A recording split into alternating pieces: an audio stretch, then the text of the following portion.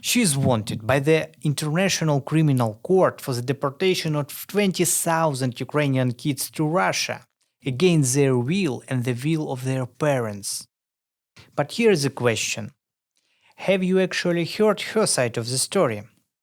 And I don't talk about the headlines like it was all organized on a high level, it was Putin's personal order and carried out by Maria Lvova-Belova, which is why Putin also received the arrest warrant. But the moment when Maria came to Mariupol, took a Ukrainian teenager to Moscow, and she was trying to re-educate him, while the kid resisted on every step of the way. Я украла мариупольского ребенка и, в общем, взяла его в свою семью. Он не хотел жить в России, дома. Получается. Он не хотел жить в России, да. Плюс особое отношение к России, которое особое мы там... отношение к России, это что значит? Ну, это тот негатив, который взращивали в Мариуполе долгое время у детей, в школах. Это была прям программа, которой он был тоже так же подвержен, как и все остальные. Как вы с этим справились? Любовью. Был момент прям переломный, я его очень хорошо помню, потому что он все время сидел на проукраинских сайтах, ну и читал там, в общем, всю пропаганду. Будучи в Москве уже? Конечно, будучи в моей семье, вот он, да, на диване сидит и смотрит. Нет, я когда видела, конечно, я говорила, слушай, ну это как бы... Давай, все-таки ты приехал уже в Россию, нужно как-то менять отношения. Какая? То есть я не хочу жить в России? Я не хочу жить в России, да, потому что, значит, я люблю Украину, он пел песни на украинском языке все время. Постепенно началось изменение сознания в сторону того, что есть на самом деле. То есть от этой пропаганды постепенно отходить. So basically, here's what I see after this interview.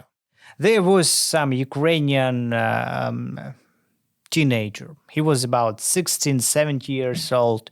He was from Mariupol. And when Russian army came, they destroyed his hometown and took over the whole city.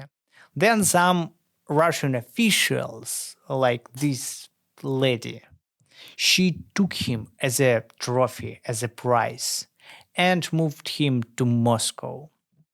And then they try to re-educate him. They trying to convince him that everything that the kid lived through, everything that he experienced, it was just a Ukrainian propaganda and nothing bad happened, man. The guy, he's trying to fight back, you know. He tried to look online like other sources. Maybe he tried to be in touch with who stayed in Ukraine, but his new mom, she shut it down. And pay attention, this is just a kid. Yeah, he's 16, 17 years old, but he's still just a kid in very hard circumstances. So the kid, he broke. They broke this young teenager.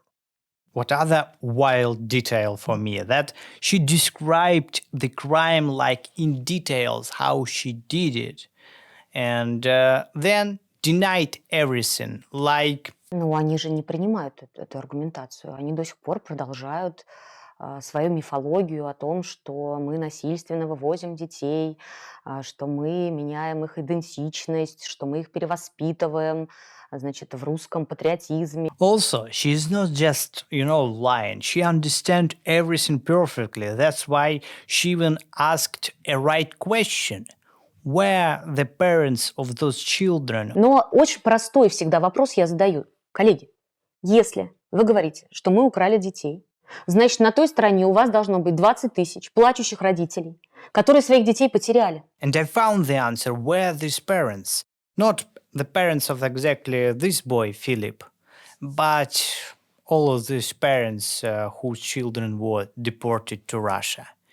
And I'd never expected the video like this. У меня есть медаль за освобождение Мариуполя. Господи, я двух деток привез сюда к себе домой, к мамке.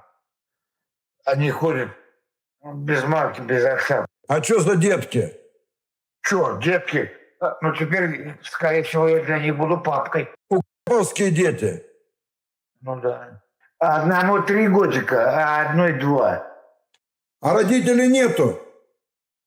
Убили, А кто убил? Господи, прости меня. Убили. In this dialogue, it's not clear who exactly killed the parents. Like the Russian soldiers, and at the beginning, he said that they were killed. Then he said, like, forgive me, God, like he did it. But then he repeat again that they were killed.